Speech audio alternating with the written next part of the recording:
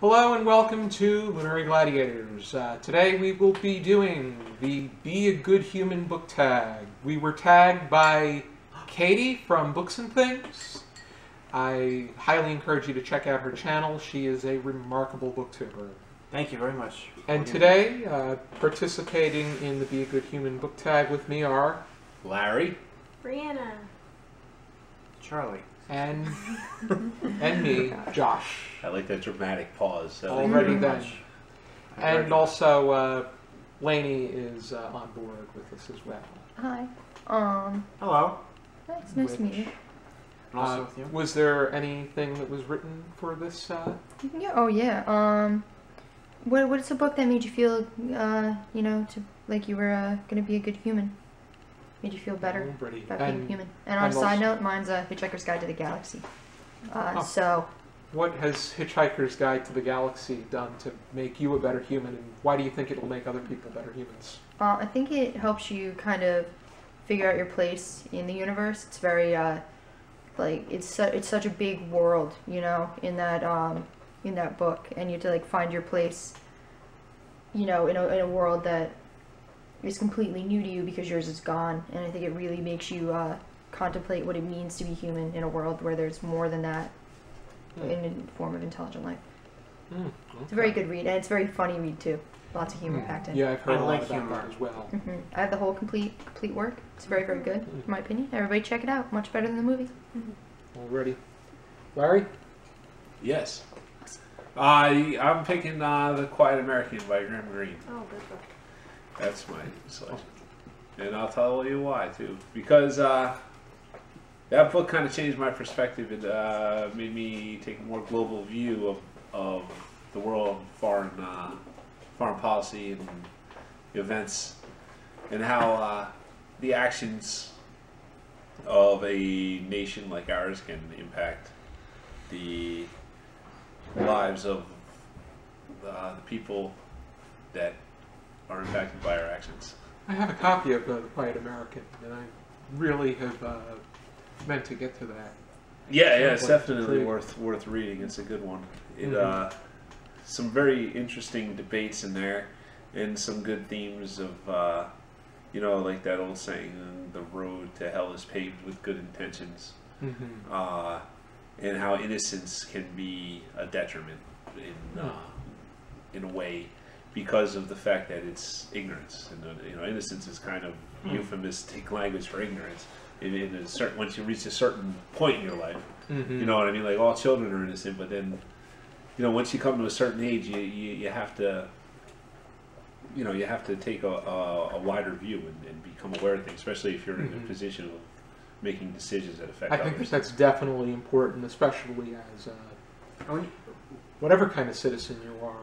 In this case, an American citizen has a lot that they should keep in mind in order to fulfill what it is to be a citizen of their own country. End of the world. End of the world, and what the major importance that there is. When you said innocence, there's also something else I feel that's with innocence in regards to that. All suspects are proven innocent until the court of law. Oh my God, I love that show. All suspects are innocent until proven guilty in the court of law. I wanted to just throw that in there. Okay. Yeah. You know where I'm going with this, right? Yeah. Cops. All right. I love that show. I always sweat when I watch it. Literally, I do sweat when I watch it. I don't know. Ready? All books make me a better person after I read them, I feel. But I really like reading books about people who make an effort to change their life or improve themselves. So I guess self-help, but not quite self-help, because I like reading about people working to improve themselves. So one I recently read was called The Happiness Project by Gretchen Rubin, and for a year she tries to be happier, but she makes a goal every month and tries to work toward it. And the reason she did this is because she just wanted to stop chasing happiness a certain way and sort of approach it differently. And I think that anyone can really do what she did, and it kind of made me think about happiness in a different way and how I could find my own happiness in a different way, and it kind of took some things from that book and applied it to my own life, and I feel like anyone can really do that, and it literally did make me a better person. So I kind of picked a book like that, like a self-help book. But Yeah, I think that would be. I'm familiar with it. I just need to look deeper into it. It sounds like it's very catchy and can be enjoyable. I like that. It reminds me of a blog that Whimsicality.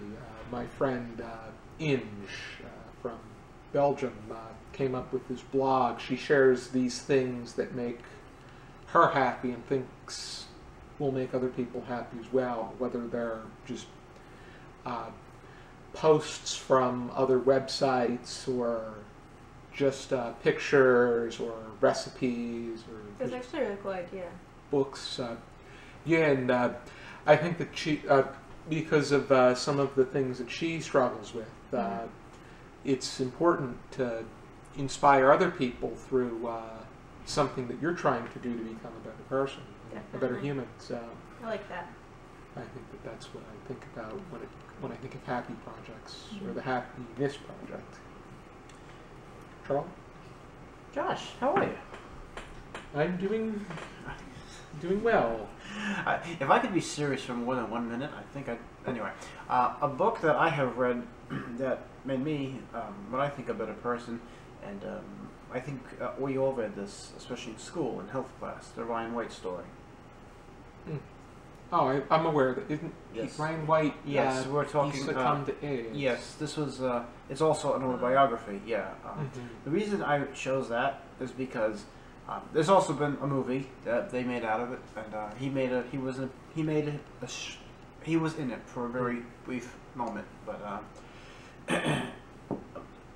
if you read the book, you could see, wow, what this poor kid go through in his life.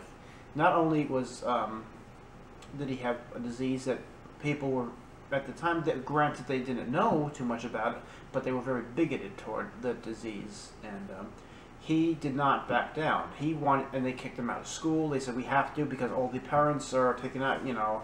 And but I would highly encourage you to read it. Also, when I was in 7th grade, I had to watch the movie. I had to also do a little project on it. I had to give the report. I was literally all they can hear. But it made me a better person because I realized that no matter what I'm going through, you know, there's always someone else that has it worse. And there's always someone else out there that, you know, that doesn't have that pair of gloves or that nice pair of shoes. And I could be walking around, you know, school at the time and I'm like, I just got a new backpack. Why are you holding all your books? Okay, something like that, you know. But when I read this book, I reread it several times. Very, you know, nothing. It was like nothing is going right in this book. It's like Lemony Snicket's series of unfortunate events. So, I would, you know, it's up to you if you'd like to read it. Make sure you have tissues. If you're like me, make sure you have 8 boxes of tissues. I would recommend a glass of wine every now and then. It's a sad book, but it's, you know, it made me say to myself, wow, I really need to just stop complaining about how fat I am. And just, you know, or you know, other things that I was going through at the time, but, you know, middle school life. And, yeah, made me a better person. Work that has made me a better person, I would say. I feel that Fahrenheit 451 by Ray Bradbury is the work that I believe has made me a better person because it has given me that idea of how individual thought is so important, and that being a enthusiast for books and literature, I feel that Fahrenheit 451 has made me aware of what if they took that all away from us, and why the physical book is so important, and why the ability to read and comprehend what you read is just that idea that reading gives you that opportunity to think, whether it is fictional or non-fictional, whether these are things that have happened, things that are meant to help you, or just occurrences that other people have been through. The fact that, what if that was taken away from you? What if you were fed information by the government or by the authoritative figure, and you were manipulated into more fluffy, sugar-coated propaganda? And I feel that this has really shaped my train of thought into nonconformity, which I think Jacob von Gunten is another one that has really, as complicated as it may seem on the surface, it's so enlightening beyond that. And with regard to nonconformity, you have Stoner by John Williams. But I can go on. Individualism, right? It's very important to individualism to have the ability to get information from everybody. Get information from everyone, and then use that to make your own decision. Yeah. And I think that that's crucial. Yeah, it's definitely integral into what it is to be human, is the idea of the individual will and the individual spirit. So yeah, I would agree. Okay. It's a good choice. Also, a cookbook is very good. For you it is, especially if you like to eat. How to serve humans. To serve man. To serve man, yeah. I actually, for Thanksgiving, it was a cookbook that actually got me, but may I? I'll just be 30 seconds, I promise, timely. I have my aunt, she was a nun for 50 years with the Italian Order of Philippines, and long story short, she had a cookbook from Dom DeLuise, and it was eat this, you'll feel better, and that's how she did. She looked to eat and serve. Also. There's a sequel to that too. Oh yeah, I know, and we have it. And we also have from the nuns themselves that wrote their own recipes. So good. Eat this, you will feel better. Dom DeLuise, thank you. You made me feel better, and you're serving others, as Larry said. But yes, working in the soup kitchen also, which was something I would like to do. Thank you very much. Have a nice day. Alrighty. Hope you enjoyed our tag, and if you have not done this tag yet, I tag you. Tag you, Rhett. And I hope you join us for some more videos. For now,